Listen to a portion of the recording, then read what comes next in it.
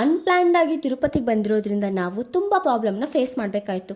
ಹಾಗೆ ಸರ್ವದರ್ಶನ್ ಟೋಕನ್ ತೊಗೊಳ್ಬೇಕು ಅಂತ ನಾವು ನಿಂತಿದ್ದು 2 ಗಂಟೆಗೆ. ಈ ಜನಸಾಗರವನ್ನು ದಾಟ್ಕೊಂಡು ನಮ್ಮ ಕೈಯಲ್ಲಿ ಟೋಕನ್ ತಲುಪೋ ಅಷ್ಟರಲ್ಲಿ ಟೈಮ್ ಆಗಿದ್ದು 5:30. ನಮಗೆ ದರ್ಶನ ಟೈಮ್ ಸಿಕ್ಕಿದ್ದು ನೆಕ್ಸ್ಟ್ ಡೇ 11 ಗಂಟೆಗೆ.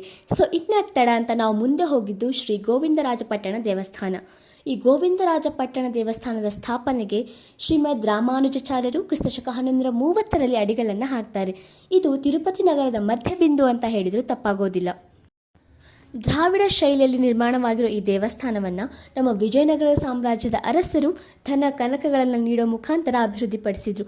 ಇನ್ನೊಂದು ವಿಷಯ ಗೊತ್ತಾ, ಇಲ್ಲಿರೋ ಗೋವಿಂದ ಸ್ವಾಮಿಯನ್ನು ತಿರುಮಲೆಯಲ್ಲಿ ನೆಲೆಸಿರ್ತಕ್ಕಂತಹ ಶ್ರೀನಿವಾಸ ಸ್ವಾಮಿಯವರ ಹಿರಿಯ ಸಹೋದರ ಅಂತ ಹೇಳಲಾಗುತ್ತದೆ. ಗೋವಿಂದರಾಜನ ದರ್ಶನ ಮಾಡಿಕೊಂಡು ಅಲ್ಲಿ ಜರುಗ್ತಾ ಇದ್ದ ಬ್ರಹ್ಮ ಮಹೋತ್ಸವಕ್ಕೆ ಕಣ್ಣಾದ್ವಿ.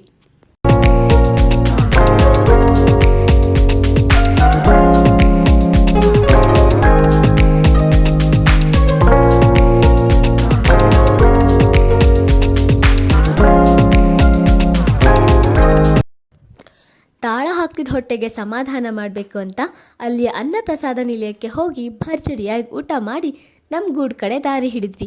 ಇದಾಗಿತ್ತು ನನ್ನ video. Thank you for watching and don't forget to subscribe.